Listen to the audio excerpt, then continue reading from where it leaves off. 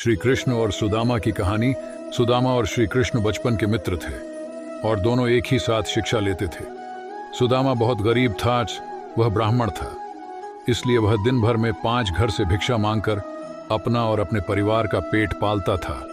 उसे जितना मिलता था उसी से गुजारा करता था, परंतु मिलने वाली भिक्षा उसके लिए पर्याप्त नहीं थी। उसका और उसके परिवार का पेट भी उससे करता नहीं था।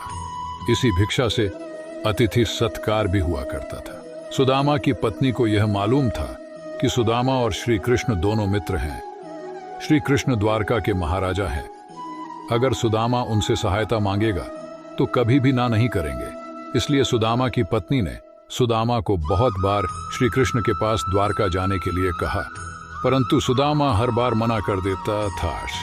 परंतु बहुत ज्यादा पर्यटन करने के बाद सुदामा मान जाता है और वह द्वारका के लिए निकल जाता है।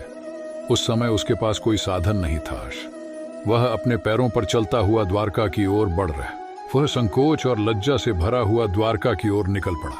काफी दूर चलने के बाद उसे रास्ते में एक बैलगाड़ी मिलती है जिस पर व्यापार के लिए खूब सारा माल लदा हुआ था। मुरारी ने सुदामा को द्वारका चलने के लिए मना लिया। गाड़ी पर बैठकर दोनों द्वारका के पास पहुंचे।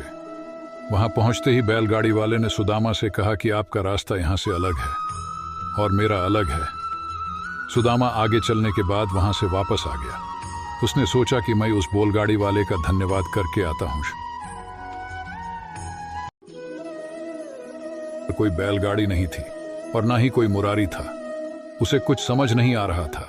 वह सोच रहा था कि एक क्षण पहले वह मुरारी से बातचीत कर रहा था, परंतु दूसरे चरण में यहां पर कोई भी नहीं है। सुदामा समझ गया था कि उसके मित्र श्री कृष्ण की ही कोई लीला है। वास्तव में ऐसा ही हुआ। जब दोनों की मुलाकात हुई तो वह दोनों मुरारी की घटना पर मुस्कुरा रहे थे।